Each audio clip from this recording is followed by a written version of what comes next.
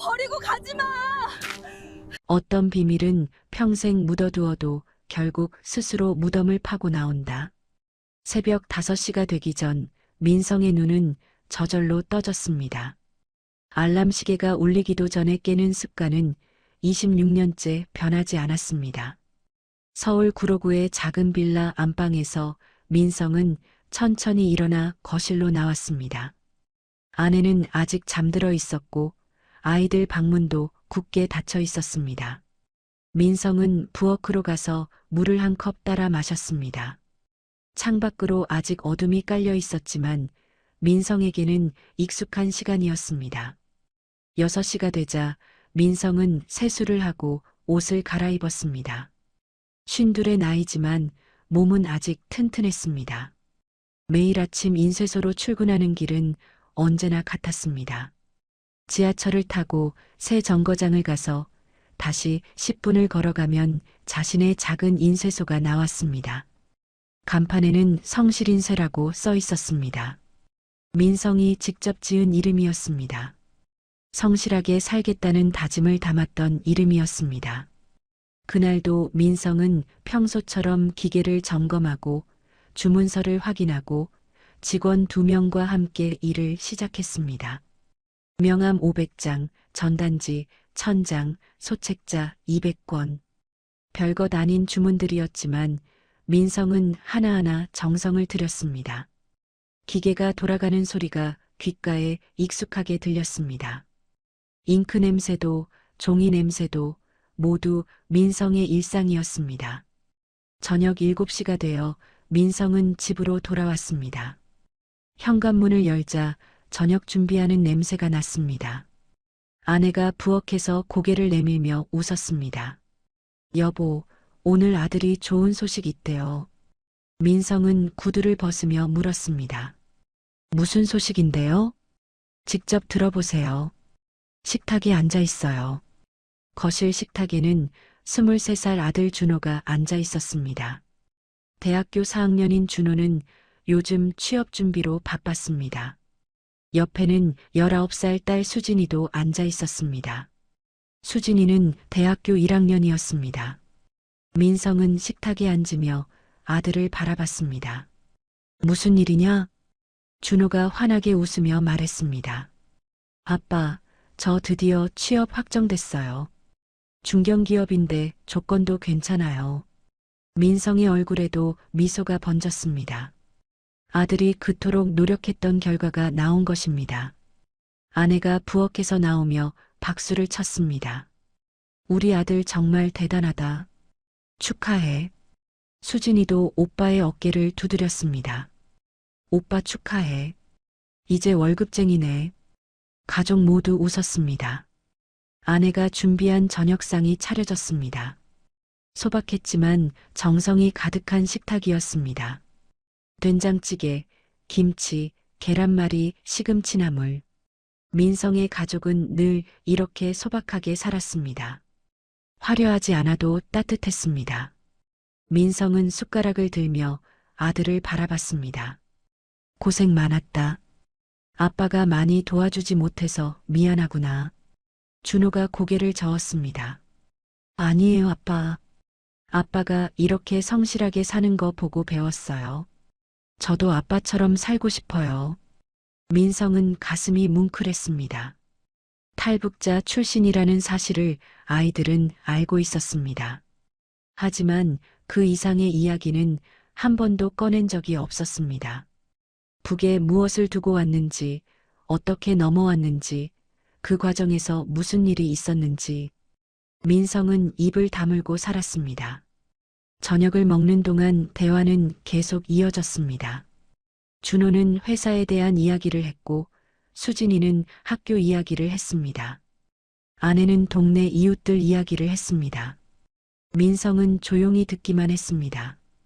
이런 평범한 저녁 시간이 민성에게는 가장 소중했습니다. 26에 남한에 왔을 때 민성이 꿈꾸었던 것이 바로 이런 삶이었습니다. 그런데 바로 그때였습니다.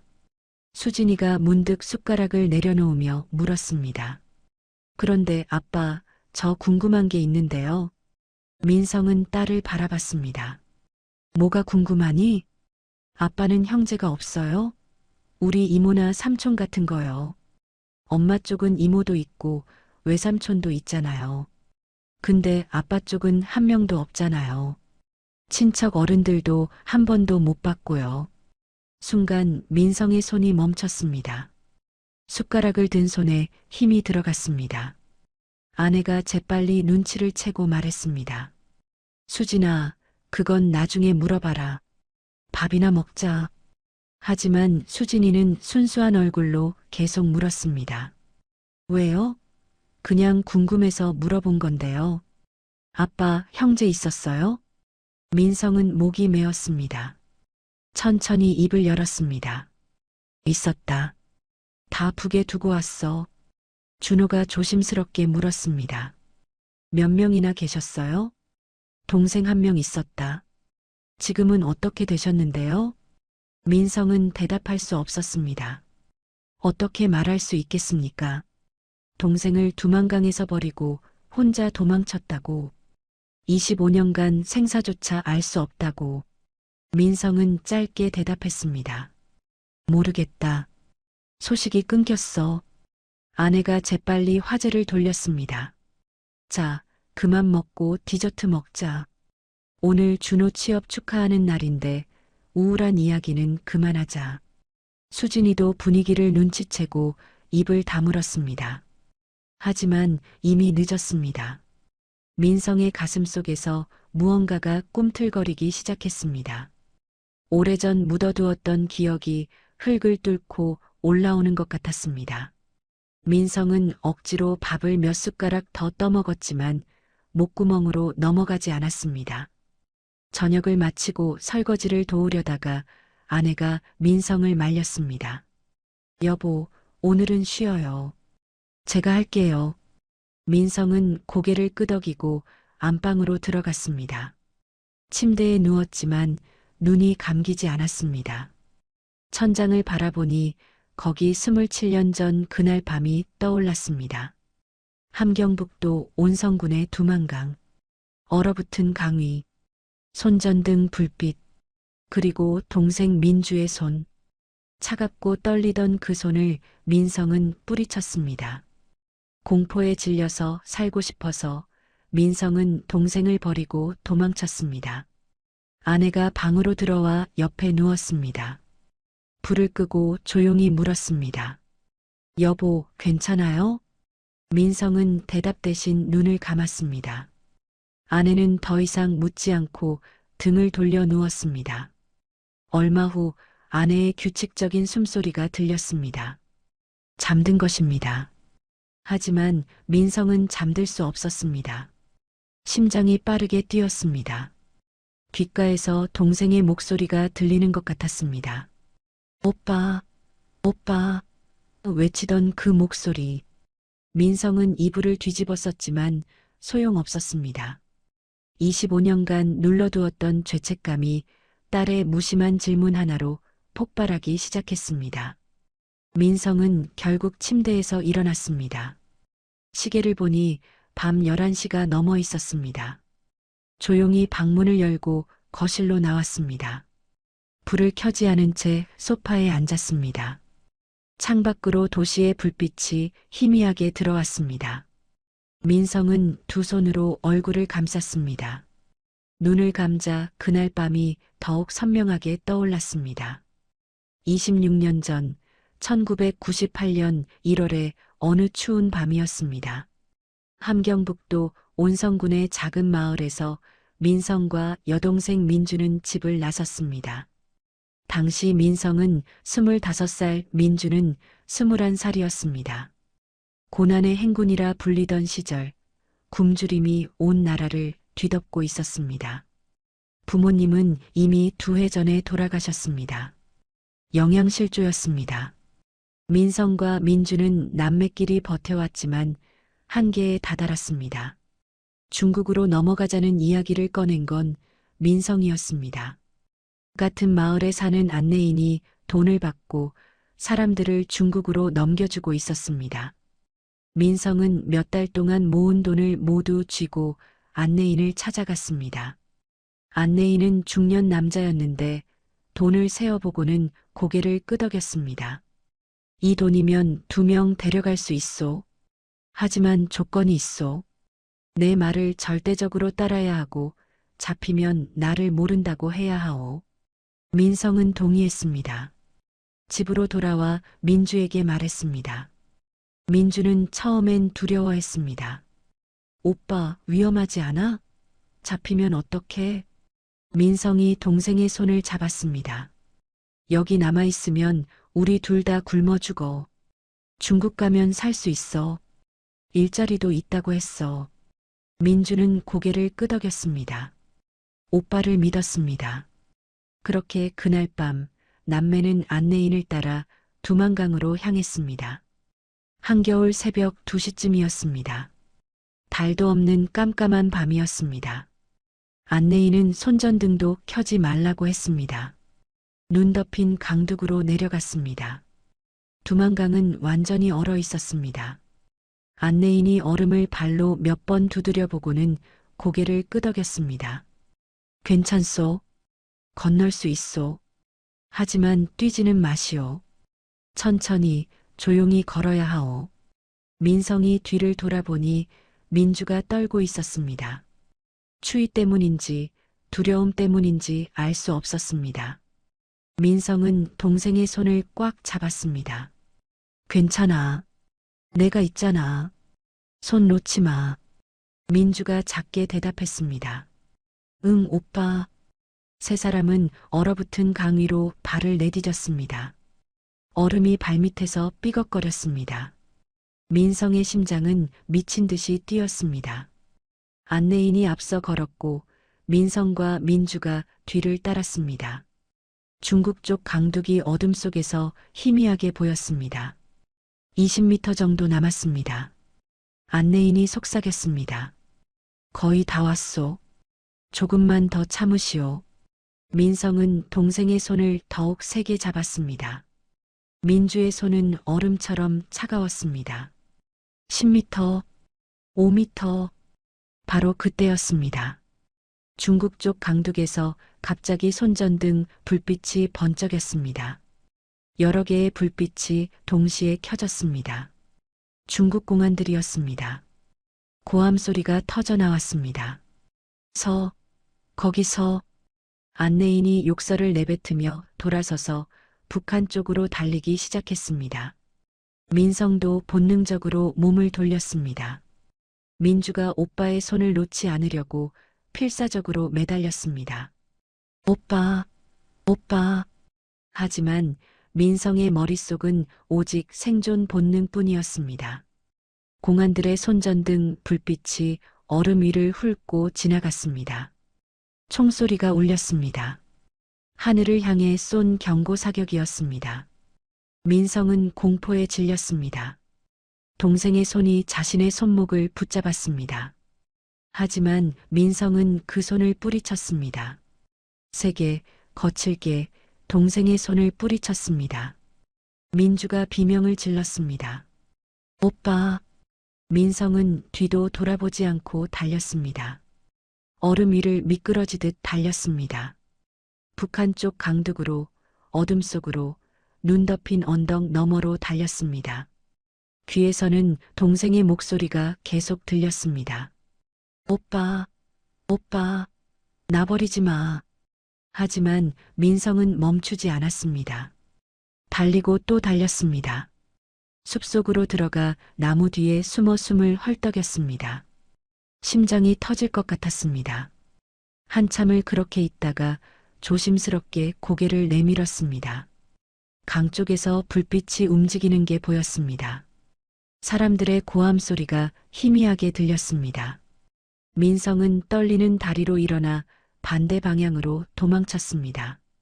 그날 밤 민성은 산속을 헤매다가 다른 마을 근처 헛간에서 밤을 보냈습니다. 다음 날 새벽 민성은 다시 중국행을 시도했습니다. 이번엔 다른 안내인을 찾았고 혼자 두만강을 건넜습니다. 중국 땅을 밟은 순간부터 민성의 도망은 시작되었습니다. 중국 공안에게 잡히지 않으려고 숨어 다녔고 결국 한국행 브로커를 만나 남한까지 오게 되었습니다. 그 과정에서 1년이 걸렸습니다. 거실 소파에 앉아있던 민성은 눈을 떴습니다. 뺨에 눈물이 흘러내리고 있었습니다. 25년이 지났지만 그날의 기억은 한치도 흐려지지 않았습니다. 동생의 차가운 손, 동생의 외치는 목소리, 그리고 자신이 뿌리쳤던 그 순간, 민성은 두 손으로 얼굴을 감싸고 소리 없이 울었습니다.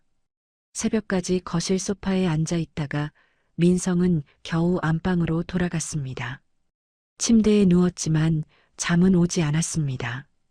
눈을 감으면 두만강이 보였고 귀를 막아도 동생의 목소리가 들렸습니다. 결국 1시간도 채 자지 못하고 새벽이 밝았습니다. 알람 시계가 울릴 때쯤 민성은 이미 일어나 앉아 있었습니다. 아내가 눈을 뜨며 민성을 바라봤습니다. 여보, 얼굴이 왜 그래요? 잠 못 잤어요? 민성은 고개를 저었습니다. 괜찮아요. 그냥 좀 뒤척였어요. 하지만 거울을 보니 눈 밑에 다크서클이 짙게 깔려 있었습니다. 민성은 세수를 하고 평소처럼 인쇄소로 출근했습니다. 하지만 그날부터 무언가 달라졌습니다. 기계 앞에 서 있어도 집중이 되지 않았습니다. 주문서를 보다가도 문득 손이 멈췄습니다. 인쇄기계가 돌아가는 소리가 얼음 깨지는 소리처럼 들렸습니다. 직원 하나가 민성에게 다가왔습니다. 사장님, 괜찮으세요? 얼굴이 안 좋아 보이는데요. 민성은 억지로 웃으며 대답했습니다. 아니야, 괜찮아. 그냥 어젯밤에 잠을 잘 못 잤어. 그날 저녁에도 민성은 잠들지 못했습니다. 침대에 누우면 악몽이 시작되었습니다. 똑같은 꿈이었습니다. 두만강 얼음 위에서 동생이 손을 뻗고 민성은 그 손을 뿌리쳤습니다. 동생이 얼음 위에 쓰러지는 모습, 그 모습을 보며 민성은 비명을 지르며 깼습니다. 아내가 놀라서 깼습니다. 여보, 무슨 일이에요? 악몽 꾸셨어요? 민성은 온몸이 땀으로 젖어 있었습니다. 숨을 헐떡이며 고개를 끄덕였습니다. 미안해요. 깨웠네요. 아내가 걱정스럽게 민성의 등을 쓰다듬었습니다. 요즘 너무 힘든 거 아니에요? 병원 한번 가보는 게 어때요? 민성은 고개를 저었습니다. 병원에 간다고 해결될 일이 아니었습니다. 25년간 묻어둔 죄책감이 이제야 터져나오는 것을 어떻게 약으로 고칠 수 있겠습니까? 민성은 다시 누웠지만 잠들 수 없었습니다. 새벽까지 천장만 바라보다가 해가 뜨고 나서야 겨우 눈을 붙였습니다. 이틀째, 사흘째, 나흘째 밤도 마찬가지였습니다. 민성은 제대로 잠을 자지 못했습니다. 악몽에 시달리고 깨어나면 땀에 젖어 있었습니다. 낮에는 인쇄소에서 일을 했지만 실수가 잦아졌습니다. 명함 주문을 잘못 처리하기도 했고 전단지, 인쇄 수량을 틀리게 찍기도 했습니다. 직원들이 수군거리기 시작했습니다. 민성도 알고 있었습니다. 자신이 이상해지고 있다는 것을. 거울 속 자신의 얼굴이 낯설었습니다. 눈은 충혈되어 있고 뺨은 움푹 들어가 있었습니다. 일주일 만에 몸무게가 몇 킬로그램이나 빠진 것 같았습니다. 아내는 매일 걱정했습니다. 저녁마다 민성에게 물었습니다. 여보, 정말 괜찮아요? 병원 가요, 네. 이러다 큰일 나요. 민성은 매번 고개를 저으며 괜찮다고 했습니다. 하지만 괜찮지 않았습니다. 일을 하다가도 갑자기 잉크 냄새가 두만강 물 냄새처럼 느껴졌습니다. 기계 소리가 동생의 비명 소리처럼 들렸습니다. 민성은 화장실로 달려가 세면대에 찬물을 틀고 얼굴을 씻었습니다. 어느 날 오후였습니다.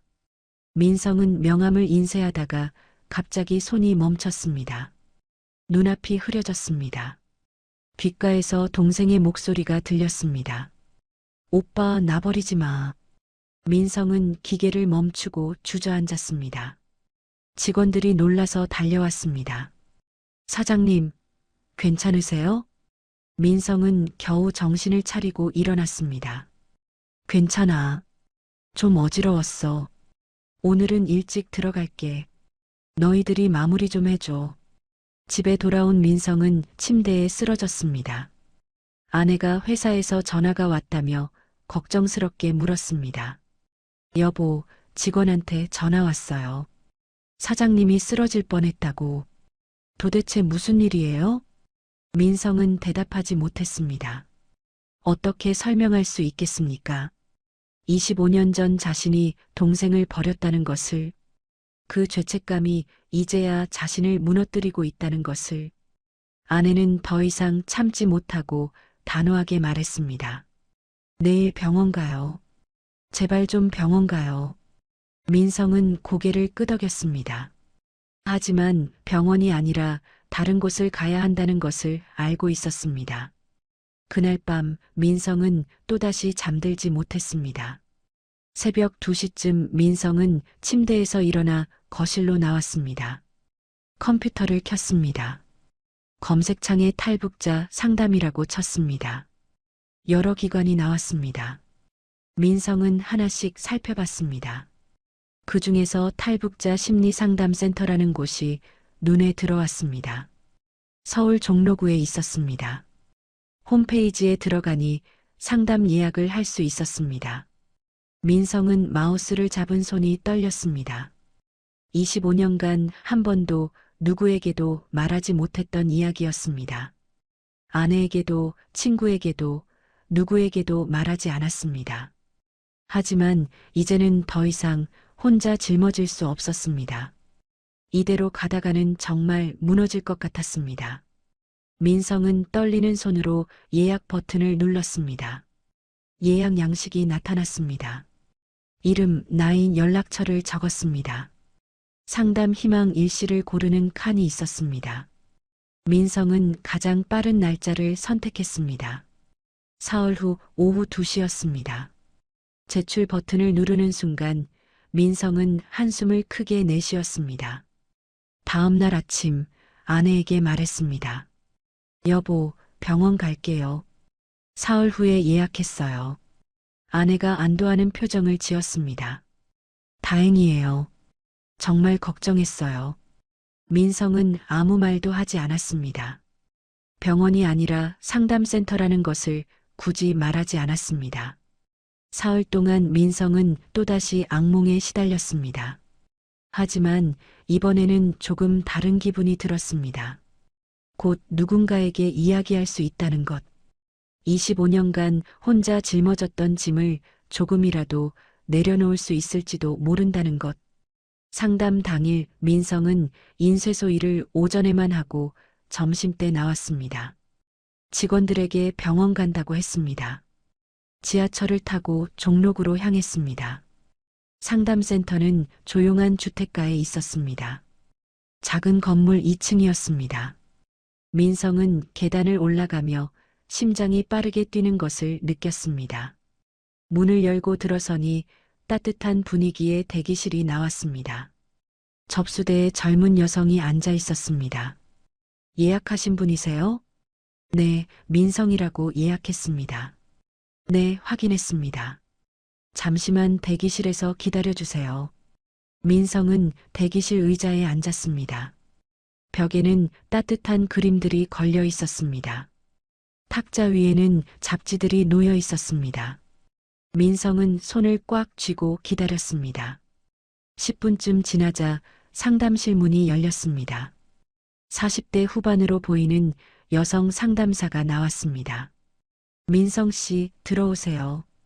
민성은 떨리는 다리로 일어나 상담실로 들어갔습니다. 이제 25년간 묻어두었던 이야기를 꺼낼 시간이었습니다. 상담실은 생각보다 아늑했습니다. 부드러운 조명 아래 2개의 소파가 마주보고 있었고 작은 탁자 위에는 물병과 컵이 놓여 있었습니다. 상담사가 손짓으로 소파를 가리켰습니다. 편하게 앉으세요. 저는 이연주 상담사입니다. 민성은 소파에 조심스럽게 앉았습니다. 손을 무릎 위에 얹었지만 떨림이 멈추지 않았습니다. 상담사 현주는 민성 맞은편에 앉으며 부드럽게 미소 지었습니다. 긴장 많이 되시죠? 처음 오시는 분들은 다 그러세요. 천천히 편하게 이야기하시면 돼요. 민성은 고개를 끄덕였습니다. 입이 마르고 목이 메었습니다. 현주가 물을 한 잔 따라 민성 앞에 놓았습니다. 민성은 물을 한 모금 마셨습니다. 차갑고 시원한 물이 목구멍을 타고 내려갔지만 긴장은 풀리지 않았습니다. 현주가 조용히 물었습니다.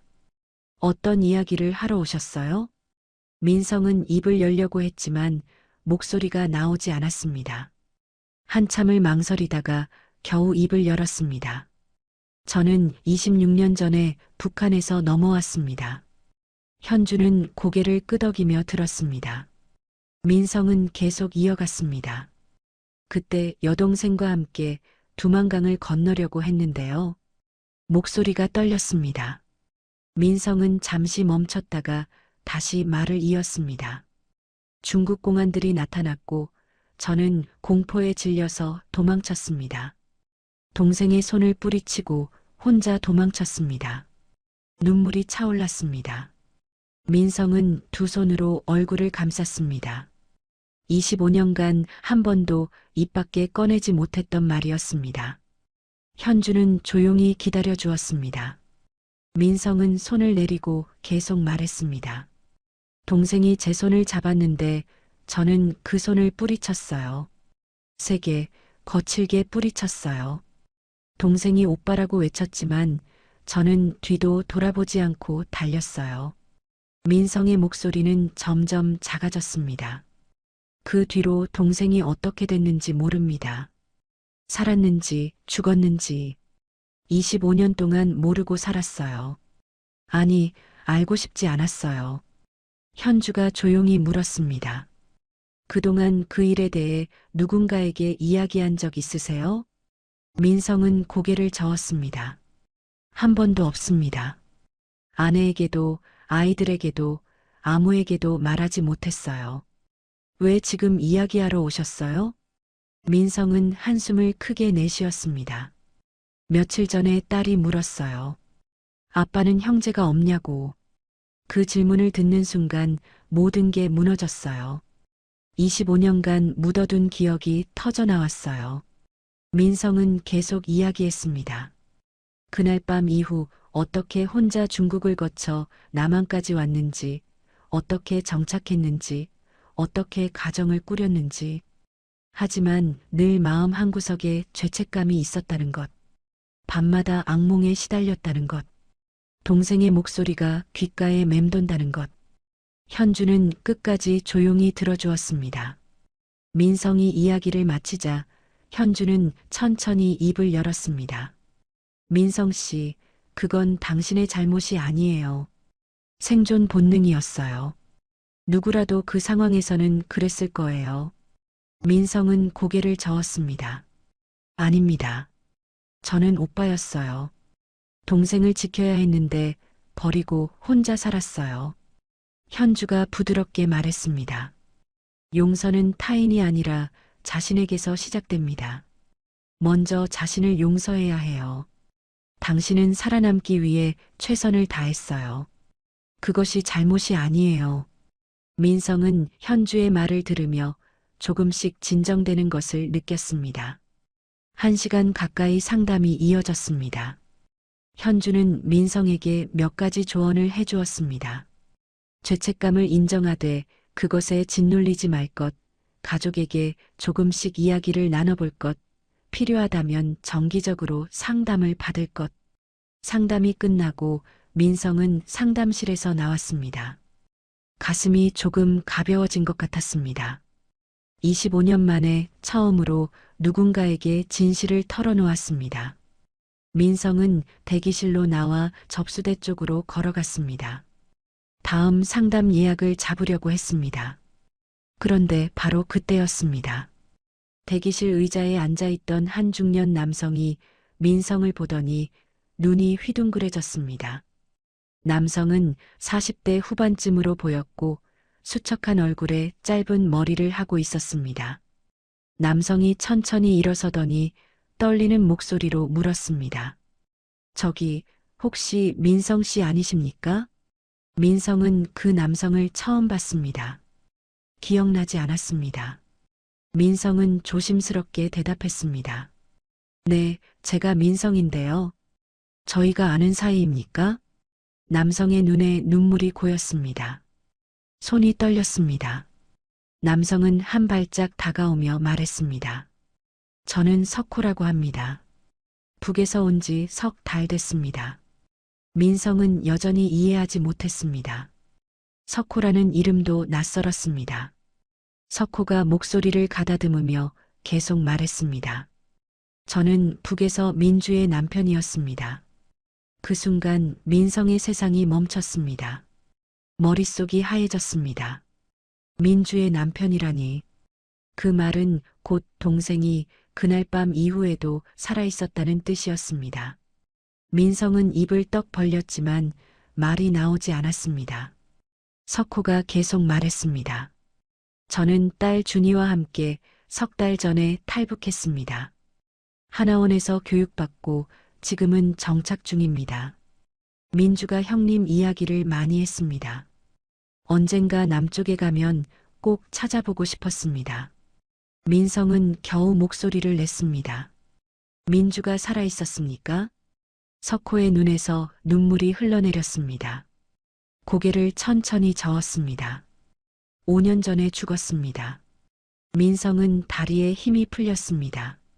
옆에 있던 의자를 붙잡고 주저앉았습니다. 석호도 옆에 앉았습니다. 접수대 직원이 걱정스럽게 바라봤지만 두 사람은 신경 쓰지 못했습니다. 민성이 떨리는 목소리로 물었습니다. 어떻게 죽었습니까? 석호는 잠시 망설이다가 입을 열었습니다. 탄광 사고였습니다. 함경북도 무산 탄광에서요. 민성은 고개를 들었습니다. 탄광이라니. 석호가 천천히 이야기를 시작했습니다. 민주는 그날 밤 두만강에서 북한 경비대에 붙잡혔습니다. 탈북 시도자로 낙인 찍혀 무산 탄광으로 끌려갔습니다. 민성은 온몸이 떨렸습니다. 동생이 살아있었습니다. 자신이 버리고 도망친 그날 밤 이후에도 살아있었습니다. 하지만 탄광으로 끌려갔습니다. 석호가 말을 이었습니다. 저는 그 탄광에서 배금 나르는 일을 했습니다. 거기서 민주를 처음 봤습니다. 눈빛이 죽어 있었습니다. 하지만 시간이 지나면서 우리는 서로에게 의지하게 됐습니다. 민성은 고개를 숙였습니다. 눈물이 뚝뚝 떨어졌습니다. 석호는 계속 이야기했습니다. 우리는 결혼했고 딸 준이가 태어났습니다. 민주는 준이를 정말 사랑했습니다. 준이는 올해 17입니다. 민성은 떨리는 목소리로 물었습니다. 동생이 저를 원망했습니까? 석호는 잠시 침묵했습니다. 그리고 천천히 고개를 저었습니다.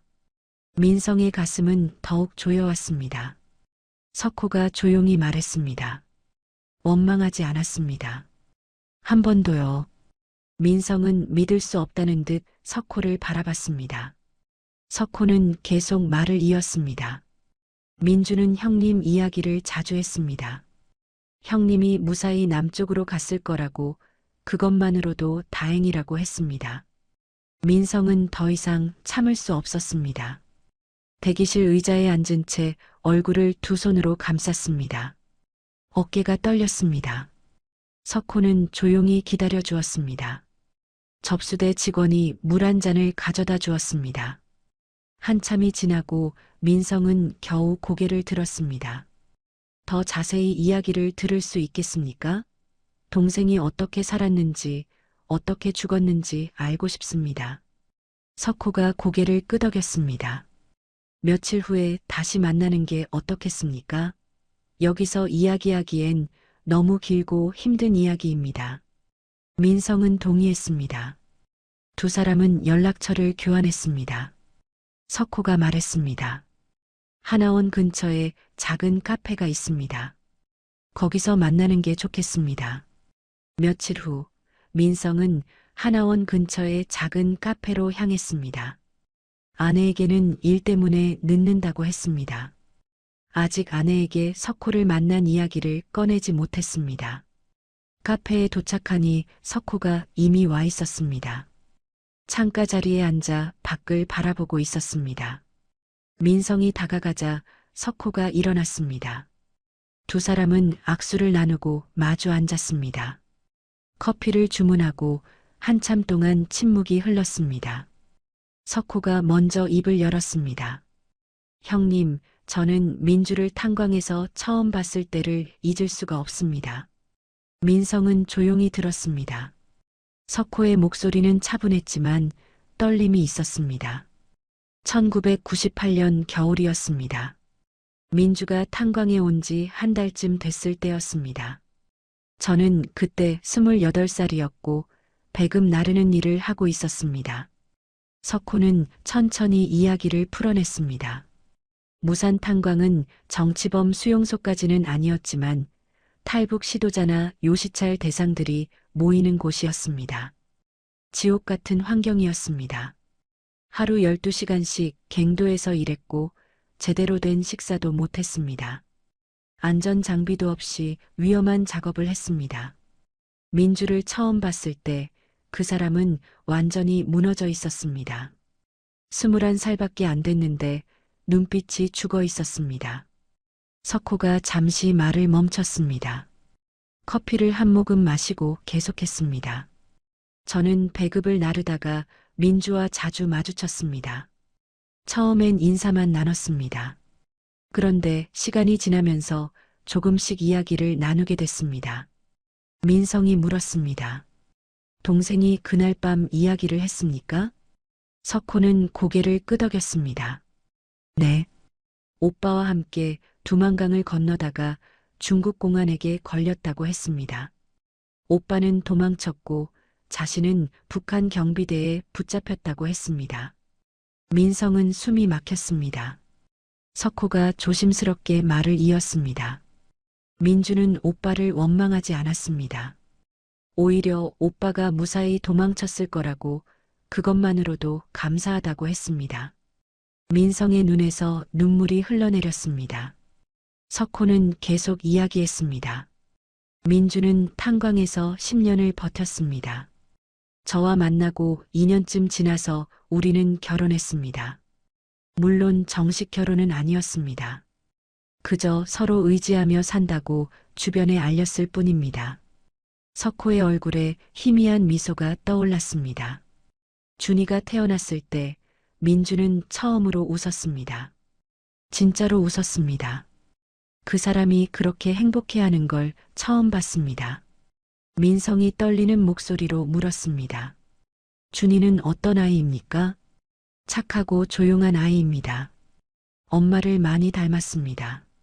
민주는 준이에게 글을 가르쳤습니다. 탄광촌에는 제대로 된 학교가 없었지만 민주는 아이에게 읽고 쓰는 법을 가르쳤습니다.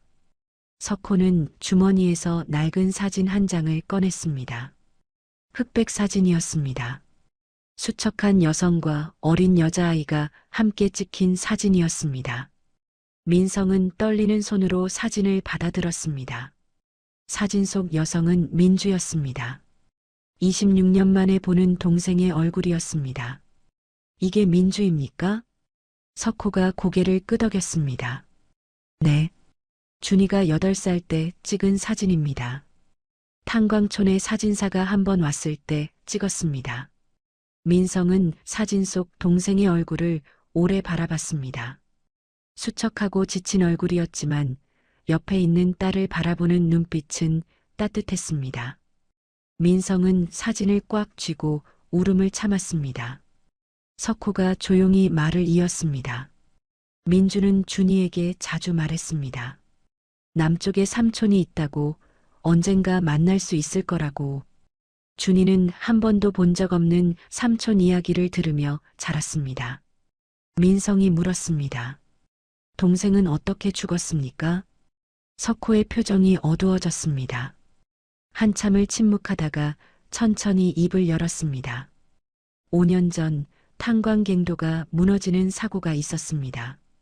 민주는 그날 갱도 안에서 작업 중이었습니다. 민성은 숨을 멈췄습니다. 석호는 떨리는 목소리로 계속했습니다. 갱도가 무너지면서 여러 명이 깔렸습니다. 민주는 등뼈가 부러지고 내장이 파열됐습니다. 탄광촌에는 제대로 된 병원이 없었습니다. 병원에 가지 못했습니까? 석호는 고개를 저었습니다. 탄광 당국에서 병원에 보내주지 않았습니다. 그냥 막사에 누워 있으라고 했습니다. 약도 없었고 의사도 오지 않았습니다. 민성은 주먹을 불끈 쥐었습니다. 석호가 말을 이었습니다. 저와 준이가 곁을 지켰습니다. 민주는 사흘 동안 버텼습니다. 고통스러워했지만 준이 앞에서는 웃으려고 했습니다. 석호의 눈에서 눈물이 흘러내렸습니다. 마지막 날 민주는 제 손을 잡고 말했습니다. 만약 남쪽에 가게 되면 오빠를 꼭 찾아가 달라고, 그리고 오빠에게 전해달라고 했습니다. 민성이 떨리는 목소리로 물었습니다. 무엇을 전하라고 했습니까? 석호는 민성을 똑바로 바라봤습니다. 그리고 천천히 또박또박 말했습니다. 괜찮다고, 오빠 탓이 아니라고 전해달라고 했습니다. 오빠가 살아있는 것만으로도 행복하다고 했습니다. 민성은 그 말을 듣고 테이블에 얼굴을 묻었습니다. 어깨가 들썩였습니다. 카페 안 사람들이 쳐다봤지만 민성은 신경 쓸 여유가 없었습니다. 동생은 마지막 순간까지 자신을 원망하지 않았습니다. 오히려 자신이 살아있기를 바랐습니다. 한참을 울고 난 후 민성은 고개를 들었습니다. 석호가 조용히 기다리고 있었습니다. 민성이 물었습니다.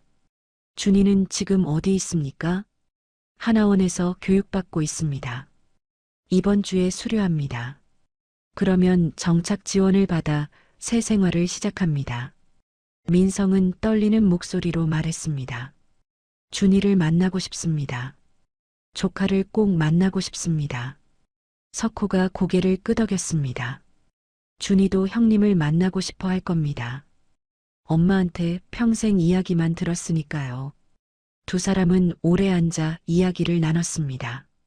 민성은 자신이 남한에 와서 어떻게 살았는지 이야기했습니다. 석호는 북에서의 삶을 더 자세히 들려주었습니다. 해가 지고 어두워질 때까지 두 사람은 카페에 앉아 있었습니다. 카페 안에 불이 켜지고 사람들이 하나둘 떠나기 시작했습니다. 민성과 석호는 여전히 마주 앉아 이야기를 나누고 있었습니다. 석호가 작은 가방에서 또 다른 물건을 꺼냈습니다. 낡은 공책이었습니다. 표지가 해지고 모서리가 달아 있었습니다. 이게 뭡니까? 민성이 물었습니다.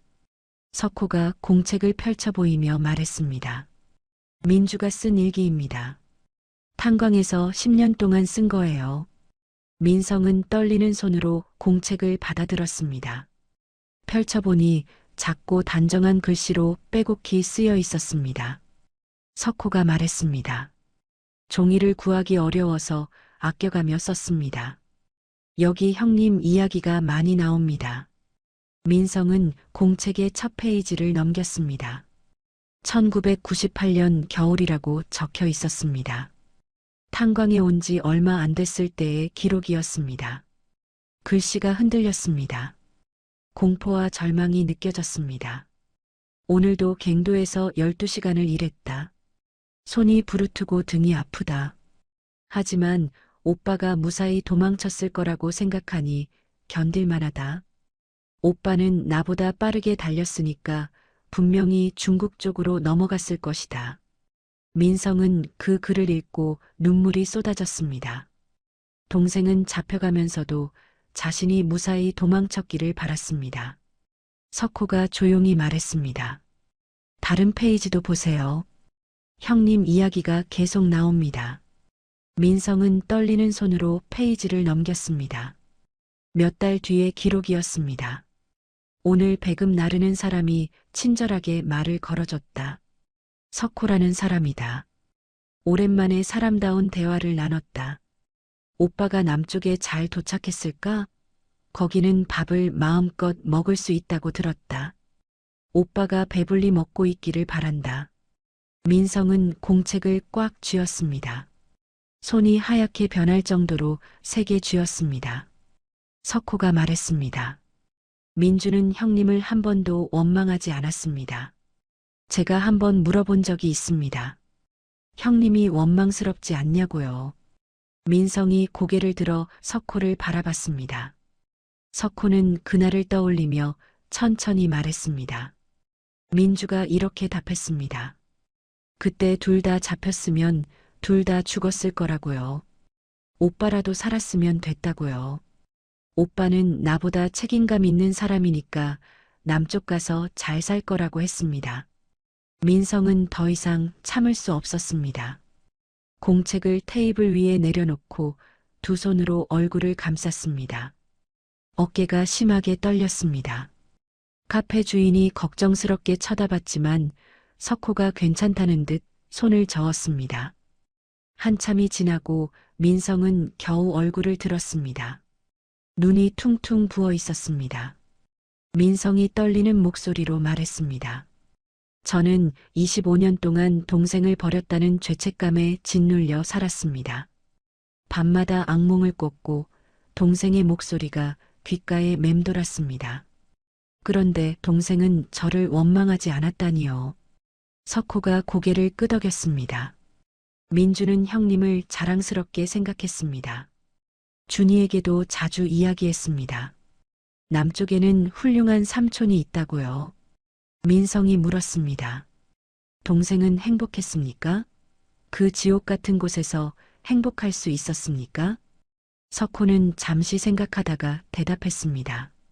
완전히 행복하지는 않았을 겁니다. 하지만 저와 준이가 있어서 견딜 수 있었다고 했습니다. 특히 준이가 태어나고 나서는 삶의 이유가 생겼다고 했습니다. 민성은 다시 공책을 펼쳤습니다. 준이가 태어난 뒤의 기록을 찾았습니다. 2005년이라고 적혀 있었습니다. 오늘 준이가 태어났다. 작고 빨간 아기가 울음을 터뜨렸을 때 나는 처음으로 이곳에서 웃었다. 준이를 보니 오빠가 생각났다. 오빠도 남쪽에서 가정을 꾸렸을까?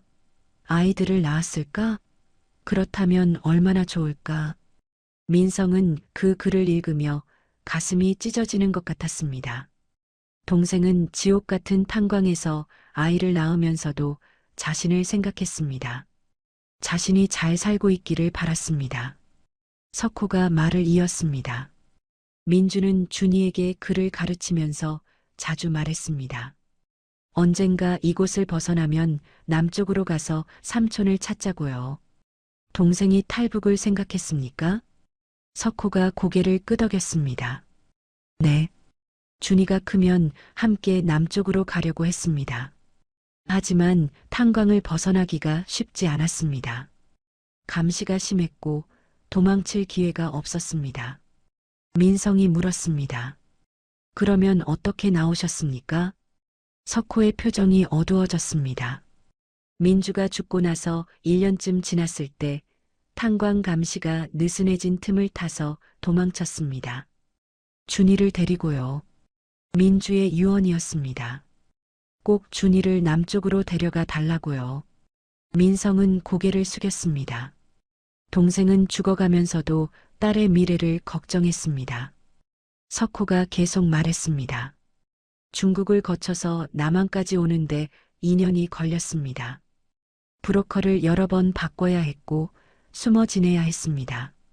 하지만 민주와의 약속을 지키고 싶었습니다. 민성이 석호를 바라봤습니다. 고생 많으셨습니다. 제가 해야 할 일을 대신해 주셨습니다. 석호는 고개를 저었습니다. 아닙니다. 민주를 사랑했기 때문에 한 일입니다. 그리고 준이는 제 딸이기도 하니까요. 민성은 공책을 마지막 페이지까지 넘겼습니다. 사고가 나기 며칠 전에 기록이었습니다. 준이가 12살이 됐다. 이제 제법 글도 쓰고 계산도 할 줄 안다. 이 아이가 크면 이곳을 벗어나야 한다. 석호와 함께 남쪽으로 가야 한다. 오빠를 만나야 한다. 그것이 내 마지막 소원이다. 민성은 공책을 덮었습니다. 더 이상 읽을 수 없었습니다. 석호가 조용히 말했습니다. 형님, 민주는 형님을 원망하지 않았을 뿐만 아니라 사랑했습니다. 마지막까지 형님을 생각했습니다. 민성이 떨리는 목소리로 물었습니다. 제가 이 공책을 가져도 되겠습니까? 석호가 고개를 끄덕였습니다. 물론입니다. 형님이 가지셔야 합니다. 민주가 그걸 바랐을 겁니다. 민성은 공책을 가슴에 꼭 안았습니다. 동생의 마지막 흔적이었습니다. 동생의 목소리가 담긴 유일한 물건이었습니다. 석호가 말했습니다. 형님, 이제 자신을 용서하셔야 합니다. 민주도 그걸 바랄 겁니다. 민성은 고개를 끄덕였습니다. 하지만 쉽지 않을 것 같았습니다. 25년간 짊어진 죄책감이 하루아침에 사라질 리 없었습니다. 하지만 적어도 이제는 진실을 알았습니다. 동생이 자신을 용서했다는 것을, 아니, 애초에 원망하지 않았다는 것을. 두 사람은 카페를 나왔습니다. 밖은 이미 깜깜했습니다. 거리에 가로등이 켜져 있었습니다. 석호가 말했습니다. 다음 주에 준이와 함께 형님을 찾아뵙겠습니다. 준이도 삼촌을 만나고 싶어 할 겁니다. 민성이 대답했습니다. 그때까지 저도 마음의 준비를 하겠습니다. 조카를 만날 준비를요. 두 사람은 악수를 나누고 헤어졌습니다. 민성은 지하철을 타고 집으로 향했습니다. 가슴에는 동생의 일기장이 안겨 있었습니다. 지하철 안에서 민성은 창밖을 바라봤습니다. 어둠 속을 달리는 지하철처럼 민성의 삶도 오랫동안 어둠 속을 달려왔습니다. 하지만 이제 조금씩 빛이 보이는 것 같았습니다. 집에 도착했을 때는 밤 10시가 넘어 있었습니다. 현관문을 열자 아내가 거실에서 기다리고 있었습니다. 여보, 왜 이렇게 늦었어요? 연락도 없이요. 민성은 아내를 바라봤습니다. 이제 말해야 할 때였습니다. 더 이상 숨길 수 없었습니다. 여보, 이야기 좀 합시다. 당신에게 꼭 해야 할 이야기가 있어요. 아내는 민성의 심각한 표정을 보고 불안한 얼굴이 됐습니다. 소파에 앉으며 조심스럽게 물었습니다. 무슨 일이에요? 병원에서 안 좋은 소식 들었어요? 민성은 고개를 저었습니다. 아내 옆에 앉아 한참을 망설였습니다. 어디서부터 어떻게 시작해야 할지 알 수 없었습니다. 민성은 가슴에 안고 있던 낡은 공책을 꺼내 테이블 위에 놓았습니다. 이게 뭐예요? 아내가 공책을 바라보며 물었습니다. 민성은 천천히 입을 열었습니다. 제 동생의 일기장입니다. 아내의 눈이 커졌습니다. 동생요? 북에 두고 온 동생 말이에요? 민성은 고개를 끄덕였습니다. 그리고 지난 일주일 동안 있었던 일을 이야기하기 시작했습니다. 상담센터에 간 것, 석호를 만난 것, 동생 민주가 5년 전에 죽었다는 것. 아내는 말없이 듣다가 민성의 손을 잡았습니다. 그래서 요즘 그렇게 힘들어했던 거예요? 민성은 대답 대신 눈물을 흘렸습니다. 그리고 더 깊은 이야기를 꺼냈습니다.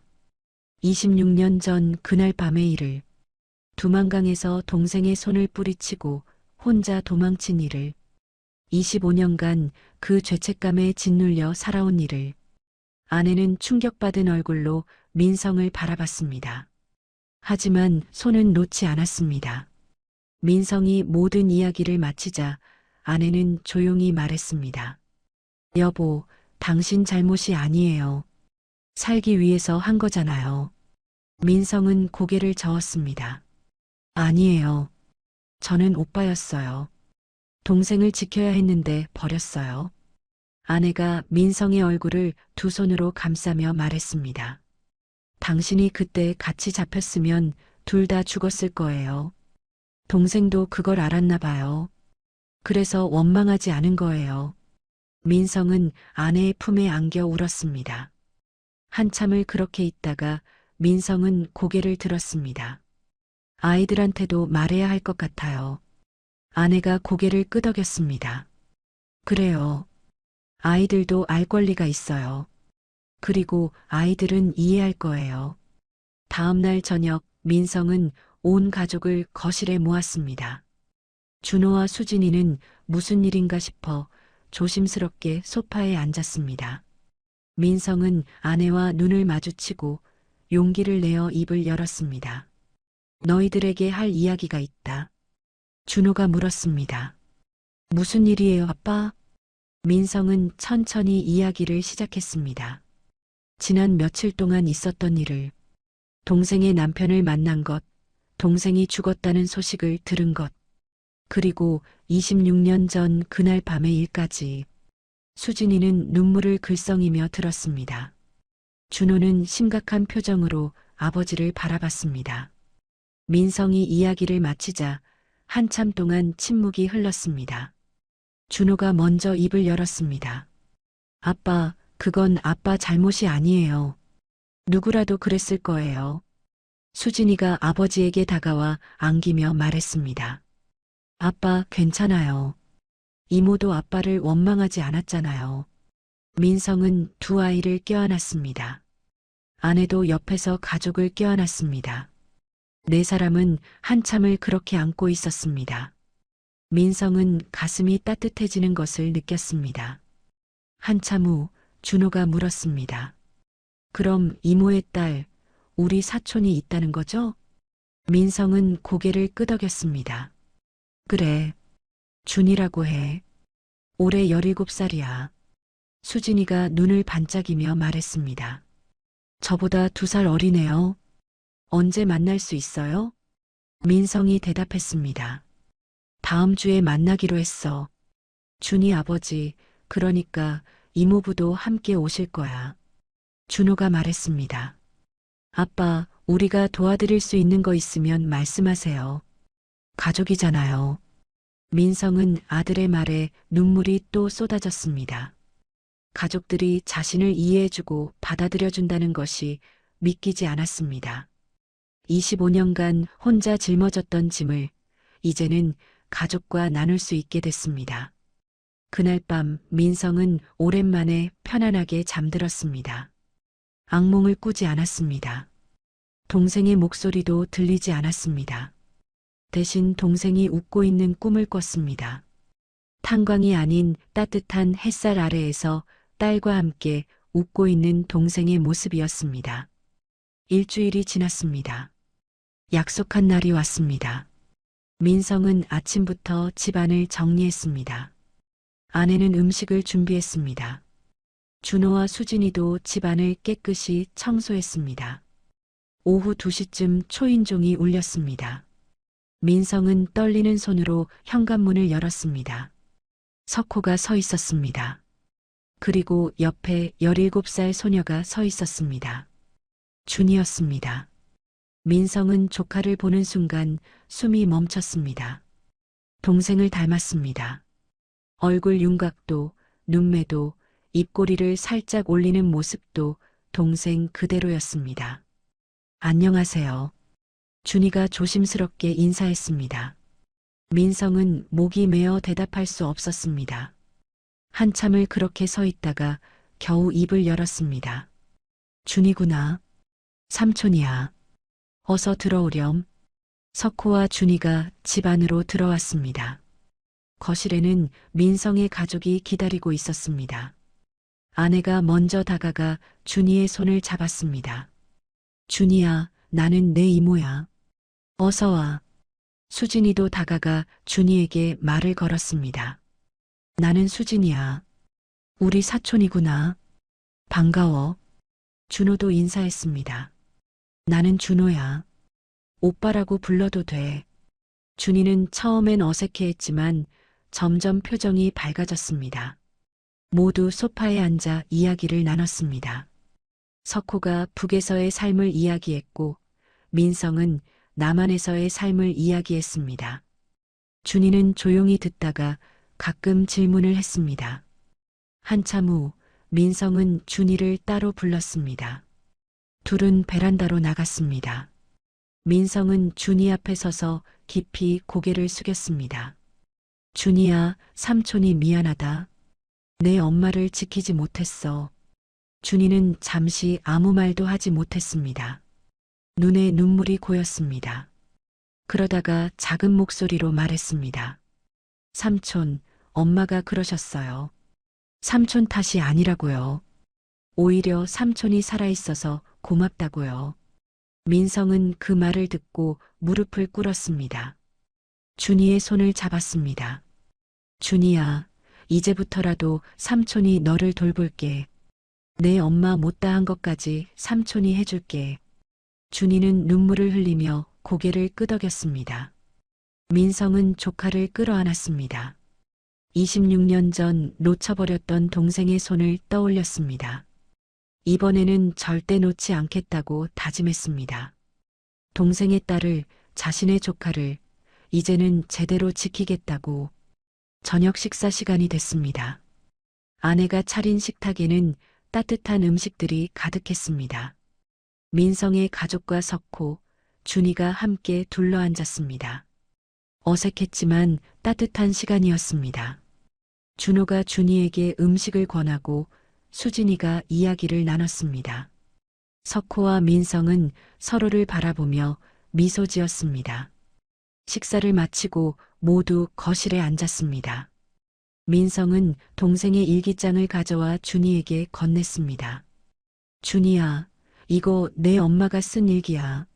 내가 가져야 할 것 같아. 준이는 떨리는 손으로 일기장을 받았습니다.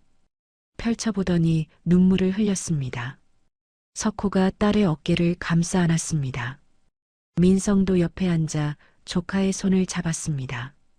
그날 저녁 석호와 준이가 돌아갈 때 민성은 현관까지 배웅했습니다. 준이가 민성을 안으며 말했습니다. 삼촌, 다음에 또 올게요. 민성이 대답했습니다. 그래, 자주 오렴. 이제 우리 가족이잖아. 문을 닫고 민성은 거실로 돌아왔습니다. 가족들이 소파에 앉아 민성을 바라봤습니다. 아내가 물었습니다. 여보, 마음이 좀 편해졌어요? 민성은 고개를 끄덕였습니다. 완전히 편해진 것은 아니었지만 적어도 혼자가 아니라는 것을 알았습니다. 그날 밤 민성은 침대에 누워 천장을 바라봤습니다. 옆에서 아내가 규칙적으로 숨을 쉬고 있었습니다. 민성은 눈을 감았습니다. 예전 같으면 악몽이 시작됐을 것입니다. 하지만 오늘 밤은 달랐습니다. 꿈속에서 동생이 나타났습니다. 하지만 이번에는 두만강 얼음 위가 아니었습니다. 따뜻한 햇살 아래 초록빛 들판이었습니다. 동생이 웃으며 손을 흔들었습니다. 민성도 웃으며 손을 흔들어 주었습니다. 동생 옆에는 어린 준이가 서 있었습니다. 민성은 편안하게 잠들었습니다. 다음 날 아침 민성은 일찍 일어나 석호에게 전화를 걸었습니다. 석호가 전화를 받았습니다. 형님, 무슨 일이십니까? 민성이 말했습니다. 오늘 시간 있으십니까? 이야기 나눌 게 있습니다. 네, 괜찮습니다. 어디서 만날까요? 지난번 그 카페에서 만납시다. 점심때쯤요. 점심시간에 민성은 카페에 먼저 도착해 있었습니다. 석호가 들어오자 민성은 일어나 악수를 청했습니다. 두 사람은 자리에 앉았습니다. 민성이 먼저 입을 열었습니다. 어제 준이를 만나고 밤새 생각했습니다. 제가 조카를 어떻게 도울 수 있을까 하고요. 석호가 손을 저었습니다. 형님, 마음만 받겠습니다. 저희는 정부 지원을 받으니까 괜찮습니다. 민성은 고개를 저었습니다. 아닙니다. 제가 해야 할 일입니다. 동생을 지키지 못했으니 적어도 조카는 제대로 돌봐야 합니다. 석호는 민성의 진심 어린 눈빛을 보고 고개를 끄덕였습니다. 민성이 계속 말했습니다. 준이가 고등학교에 다녀야 할 텐데 학비는 제가 도와드리고 싶습니다. 그리고 생활비도 부족하시면 말씀하세요. 석호의 눈에 눈물이 고였습니다. 형님, 정말 감사합니다. 하지만 너무 부담 가지지 마세요. 민성이 석호의 손을 잡았습니다. 부담이 아닙니다. 가족이니까요. 그리고 석호 씨도 일자리를 구하셔야 할 텐데 제가 아는 분들에게 알아보겠습니다. 석호는 고마움의 말을 잇지 못했습니다. 민성이 말을 이었습니다. 준이는 공부를 잘합니까? 네, 민주가 가르친 덕분에 기초는 탄탄합니다. 하나원에서 시험을 봤는데 성적이 괜찮았습니다. 민성이 미소를 지었습니다. 동생을 닮았군요. 민주도 머리가 좋았습니다. 그럼 준이가 대학까지 갈 수 있도록 제가 돕겠습니다. 석호가 깊이 고개를 숙였습니다. 형님, 정말 감사합니다. 민주가 알면 얼마나 기뻐할까요? 두 사람은 오랫동안 이야기를 나눴습니다. 준이의 학교 등록 절차, 석호의 취업 준비, 당장 필요한 것들. 민성은 하나하나 메모하며 들었습니다. 카페를 나올 때 민성은 석호에게 봉투를 건넸습니다.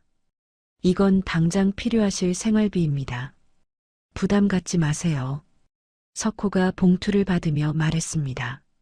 형님, 이 은혜 평생 잊지 않겠습니다.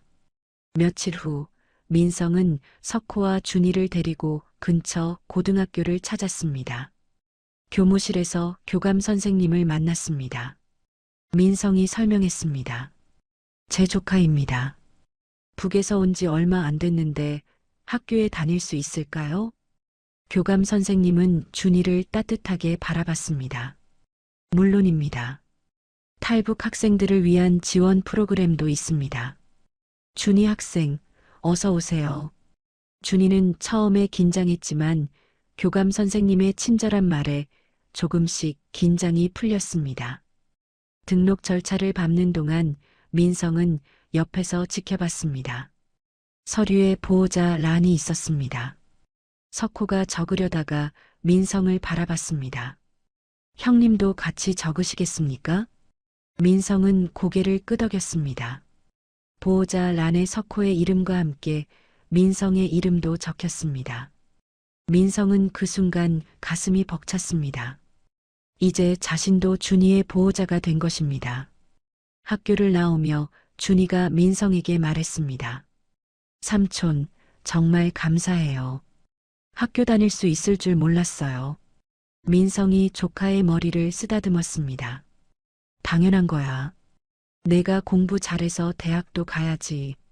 준이가 수줍게 웃었습니다. 그 모습이 어린 시절 동생과 똑같았습니다. 민성은 마음속으로 동생에게 말했습니다. 민주야, 걱정 마. 준이는 내가 잘 돌볼게. 일주일 후 민성은 석호를 위해 인쇄소에 자리를 마련했습니다. 직원으로 고용한 것입니다. 석호는 처음엔 사양했지만 민성이 설득했습니다. 우선 일하면서 남한 생활에 적응하세요.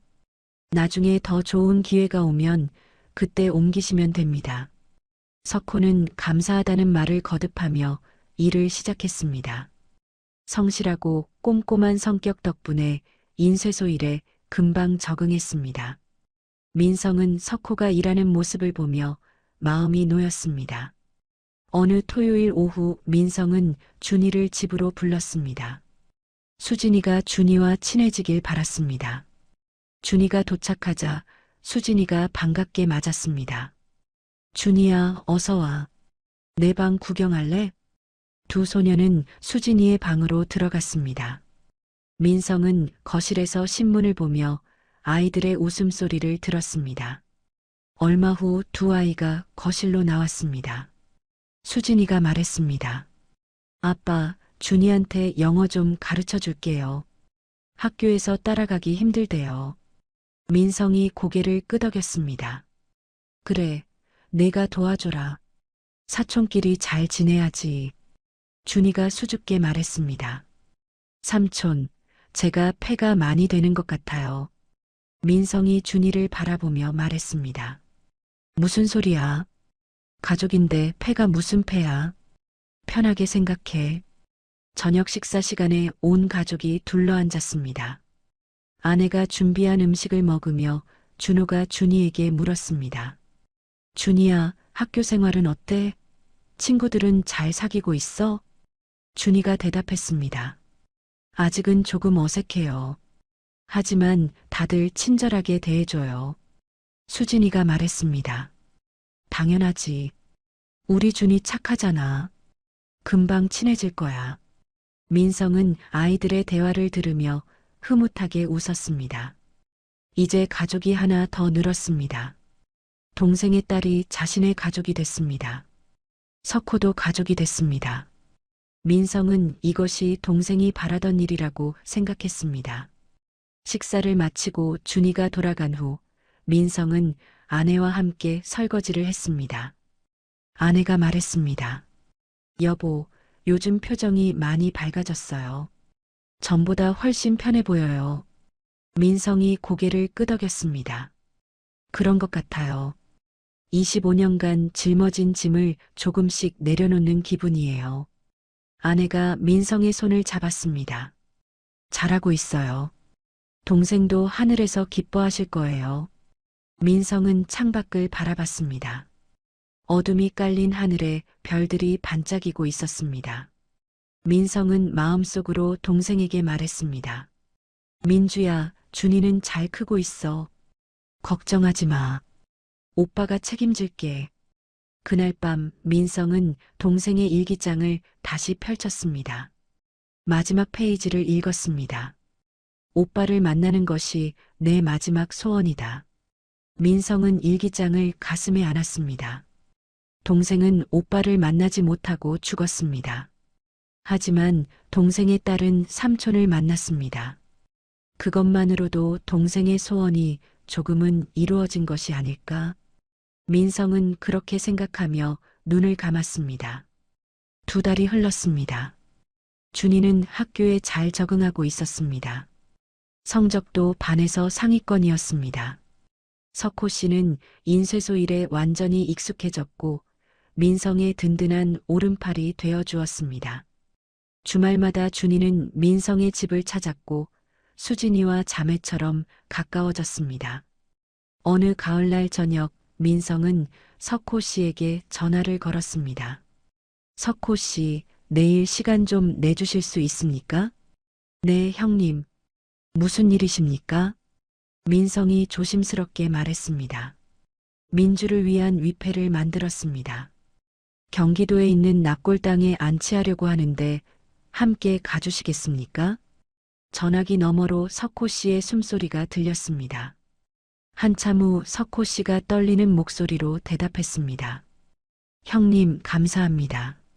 제가 하고 싶었던 일인데 형님께서 먼저 해주시니 정말 감사합니다. 다음 날 오전 민성의 가족과 석호 씨, 준이가 함께 차를 타고 경기도로 향했습니다. 납골 땅은 조용한 산기슭에 있었습니다. 단풍이 아름답게 물든 길을 따라 올라갔습니다. 납골 땅에 도착하자 관리인이 안내했습니다. 민성이 미리 준비한 위패가 작은 제단에 놓여 있었습니다. 사랑하는 여동생 민주의 영전해라고 새겨진 위패였습니다. 석호 씨와 준이는 위패를 보는 순간 눈물을 흘렸습니다. 민성도 눈시울이 붉어졌습니다. 민성의 아내가 준비한 제사 음식을 제단에 차렸습니다. 과일, 나물, 전, 밥과 국. 소박하지만 정성스러운 상이었습니다. 모두 위패 앞에 무릎을 꿇었습니다. 민성이 먼저 절을 올렸습니다. 고개를 숙이며 마음속으로 동생에게 말했습니다. 민주야, 오빠다. 26년 만에 이렇게라도 너를 보게 됐구나. 미안해. 그리고 고마워. 오빠를 용서해줘서. 준이는 오빠가 잘 돌볼게. 약속한다. 민성이 절을 마치고 일어서자 아내가 절을 올렸습니다. 그 다음 준호와 수진이가 절을 올렸습니다. 석호 씨가 절을 올릴 때는 오랫동안 고개를 숙이고 있었습니다. 어깨가 떨렸습니다. 마지막으로 준이가 앞으로 나왔습니다. 준이는 위패 앞에 무릎을 꿇고 절을 올렸습니다. 절을 마치고도 한참을 그 자리에 앉아 있었습니다. 작은 목소리로 중얼거렸습니다. 엄마, 나 잘 지내고 있어요. 학교도 다니고 친구들도 생겼어요. 삼촌이 정말 잘해주세요. 아빠도 일자리를 구했어요. 걱정하지 마세요. 준이의 목소리가 떨렸습니다. 민성은 조카의 어깨에 손을 얹었습니다. 준이는 민성을 올려다보며 눈물을 흘렸습니다. 민성이 준이를 일으켜 세우고 껴안았습니다. 엄마가 다 보고 있을 거야. 하늘에서 지켜보고 계실 거야. 모두 제단 앞에서 한참을 서 있었습니다. 창밖으로 단풍 든 산이 보였습니다. 바람이 불어와 나뭇잎들이 춤을 췄습니다. 민성은 그 모습을 보며 동생이 편안히 쉬고 있기를 바랐습니다. 납골당을 나와 근처 공원으로 갔습니다. 벤치에 앉아 도시락을 먹었습니다. 아내가 준비한 김밥과 과일이었습니다. 처음에는 조용했지만 점점 대화가 오갔습니다. 준호가 준이에게 학교 이야기를 물었고 수진이가 재미있는 일화를 들려주었습니다. 석호 씨가 민성에게 말했습니다. 형님, 정말 감사합니다. 민주도 기뻐할 겁니다. 민성이 고개를 저었습니다. 제가 해야 할 일이었습니다. 이제라도 이렇게 할 수 있어서 다행입니다. 준이가 민성 옆에 앉으며 말했습니다. 삼촌, 엄마가 삼촌 이야기 정말 많이 했어요. 오빠는 책임감 있는 사람이라고, 남쪽에서 잘 살고 있을 거라고요. 민성의 목이 메었습니다. 준이가 계속 말했습니다. 엄마는 한 번도 삼촌을 원망한 적 없어요. 오히려 오빠가 살아있는 것만으로도 감사하다고 했어요. 저한테도 그렇게 말했어요. 민성은 준이의 손을 꽉 잡았습니다. 준이야, 삼촌이 평생 너를 돌볼게. 내 엄마한테 약속한 거야. 준이가 고개를 끄덕이며 민성에게 기댔습니다. 민성은 조카를 꼭 안아주었습니다. 옆에서 아내가 지켜보며 미소를 지었습니다. 준호와 수진이도 따뜻한 눈빛으로 바라봤습니다. 해가 기울어 오후 4시쯤 되었습니다. 집으로 돌아가는 차 안에서 수진이가 말했습니다. 아빠, 우리 명절 때마다 이모 찾아뵈러 가요. 민성이 백미러로 딸을 바라보며 대답했습니다. 그래, 그렇게 하자. 우리 가족의 일부니까. 준호도 말했습니다. 저도 같이 갈게요. 이모한테 제 근황도 말씀드리고 싶어요. 석호 씨가 감동한 목소리로 말했습니다. 정말 감사합니다. 준이와 제가 이렇게 좋은 가족을 만나다니 행운입니다. 민성이 대답했습니다. 석호 씨도 우리 가족입니다. 이제 우리는 하나예요. 차는 고속도로를 달렸습니다. 창밖으로 노을이 아름답게 물들고 있었습니다. 민성은 운전대를 잡으며 가슴이 따뜻해지는 것을 느꼈습니다. 26년간 짊어진 죄책감이 완전히 사라진 것은 아니었습니다. 하지만 이제는 그 무게를 가족과 함께 나눌 수 있게 됐습니다. 집에 도착했을 때는 저녁 6시가 넘어 있었습니다. 석호 씨와 준이를 배웅하며 민성이 말했습니다. 다음 주 일요일에 우리 집에서 밥 먹어요. 온 가족이 함께요. 준이가 환하게 웃으며 대답했습니다. 네, 삼촌. 꼭 올게요. 석호 씨와 준이가 떠나고 민성의 가족은 거실에 앉았습니다. 아내가 따뜻한 차를 내왔습니다. 준호가 말했습니다. 아빠, 오늘 정말 의미 있는 날이었어요. 이모를 제대로 모실 수 있어서 다행이에요. 수진이도 말했습니다. 저도 이모한테 인사드릴 수 있어서 좋았어요. 준이 언니도 좋아하는 것 같았어요. 민성은 아이들을 바라보며 흐뭇하게 웃었습니다. 아내가 민성의 손을 잡으며 말했습니다. 여보, 잘했어요. 동생도 기뻐하실 거예요. 그날 밤 민성은 침대에 누워 오랜만에 편안한 마음으로 잠들었습니다. 꿈속에서 동생이 나타났습니다. 동생은 웃고 있었습니다. 탄광이 아닌 아름다운 들판에서 행복한 얼굴로 웃고 있었습니다. 민성도 꿈속에서 웃었습니다. 일주일 후 일요일, 약속대로 석호 씨와 준이가 민성의 집을 찾았습니다. 아내가 푸짐한 점심을 준비했습니다. 김치찌개, 불고기, 나물 반찬들. 온 가족이 식탁에 둘러앉았습니다. 8명이 함께 앉으니 식탁이 가득 찼습니다. 민성이 밥그릇을 들며 말했습니다. 자, 모두 맛있게 먹읍시다. 우리 가족이니까 모두가 잘 먹겠습니다라고 인사했습니다. 수저 소리와 함께 따뜻한 대화가 오갔습니다. 준이가 학교에서 있었던 일을 이야기하고 준호가 회사 이야기를 했습니다. 석호 씨는 인쇄소에서의 경험을 나눴습니다. 웃음소리가 집 안가득 울렸습니다. 민성은 그 모습을 바라보며 생각했습니다. 동생이 이 모습을 봤으면 얼마나 좋았을까. 하지만 동생은 분명히 하늘에서 지켜보고 있을 것입니다. 그리고 웃고 있을 것입니다. 오빠가 자신의 딸을 잘 돌보고 있다는 것을 보며 식사를 마치고 모두 거실에 앉아 차를 마셨습니다.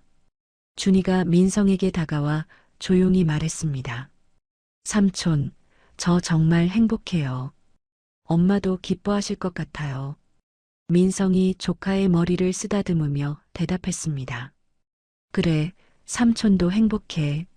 내가 있어서 더 행복해. 그날 오후 민성의 집은 웃음과 따뜻함으로 가득 찼습니다. 1년이 흘렀습니다. 계절이 한 바퀴 돌아 다시 가을이 왔습니다. 준이는 고등학교 2학년이 됐고 성적은 여전히 우수했습니다. 대학 진학을 목표로 열심히 공부하고 있었습니다. 석호 씨는 인쇄소에서 실력을 인정받아 작업 반장이 됐습니다. 민성은 석호 씨가 독립할 수 있도록 작은 분식집을 차려주었습니다. 석호 씨와 준이가 함께 운영하는 분식집이었습니다. 주말이면 민성의 가족은 분식집을 찾았습니다. 석호 씨가 만든 떡볶이와 준이가 만든 김밥을 먹으며 이야기를 나눴습니다. 준이는 이제 완전히 남한 생활에 적응했습니다. 친구들도 많이 생겼고 학교에서 인기도 좋았습니다. 어느 가을날 민성은 가족들과 함께 다시 납골 땅을 찾았습니다. 석호 씨와 준이도 함께였습니다. 그곳은 단풍이 더욱 아름답게 물들어 있었습니다. 붉고 노란 나뭇잎들이 바람에 흩날렸습니다. 민성의 가족은 제단 앞에 제사 음식을 차렸습니다. 1년 전보다 더 정성스러운 상이었습니다. 모두 차례로 절을 올렸습니다. 민성이 마지막으로 절을 올렸습니다. 고개를 숙이며 마음속으로 동생에게 말했습니다. 민주야, 1년이 지났어. 준이는 정말 잘 크고 있어. 성적도 좋고 친구들도 많아. 석호 씨도 열심히 일하고 있어. 걱정하지 마. 오빠가 끝까지 책임질게. 그리고 민주야, 오빠 이제 괜찮아. 내가 용서해줘서 오빠도 이제 나 자신을 용서할 수 있을 것 같아. 절을 마치고 일어서는데 준이가 민성의 손을 잡았습니다. 18살이 된 준이는 한 뼘 더 자란 것 같았습니다. 준이가 민성을 바라보며 말했습니다. 삼촌, 엄마 말씀 제대로 전한 거 맞죠? 엄마는 삼촌을 한 번도 원망한 적 없다고요. 오히려 삼촌이 살아있어서 기뻤다고요. 민성은 고개를 끄덕이며 조카의 어깨를 감싸 안았습니다. 그래, 내 엄마는 오빠보다 훨씬 강한 사람이었어. 그리고 따뜻한 사람이었어. 준이가 말했습니다. 삼촌도 강한 사람이에요. 25년 동안 그 죄책감을 견뎌냈잖아요. 그리고 이제 저를 이렇게 돌봐주시잖아요. 민성의 눈에 눈물이 고였습니다. 하지만 이번에는 슬픔의 눈물이 아니었습니다. 감사함의 눈물이었습니다. 민성은 조카를 꼭 껴안았습니다. 준이야, 내가 있어서 삼촌이 구원받았어. 정말 고마워. 석호 씨가 다가와 민성의 어깨에 손을 얹었습니다. 형님, 민주도 편히 쉬고 있을 겁니다. 형님 덕분에 준이가 이렇게 잘 크고 있으니까요.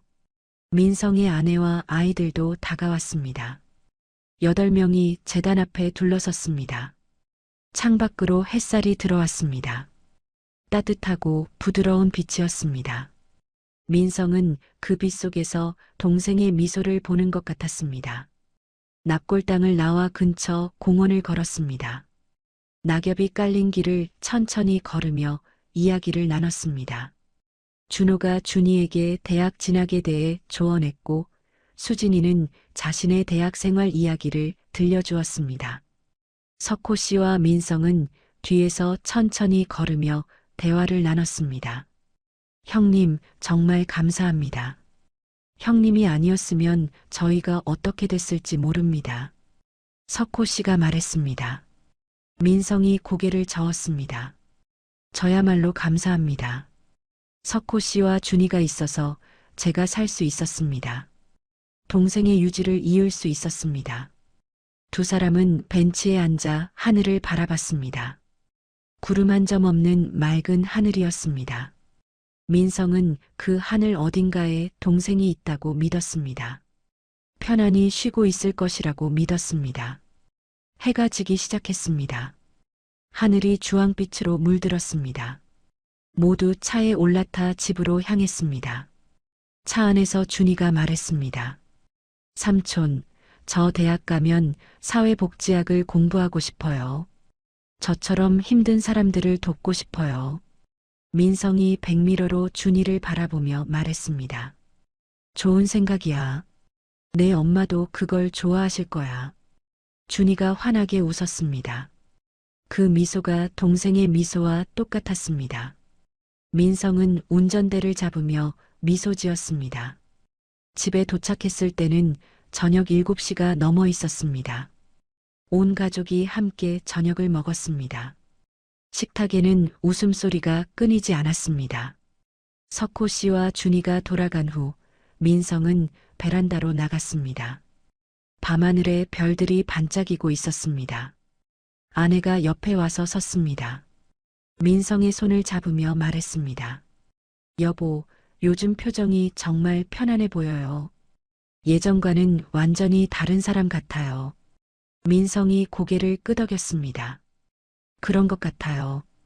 25년간 짊어진 짐을 드디어 내려놓은 것 같아요. 동생도 기뻐하실 거예요. 민성은 하늘을 올려다봤습니다.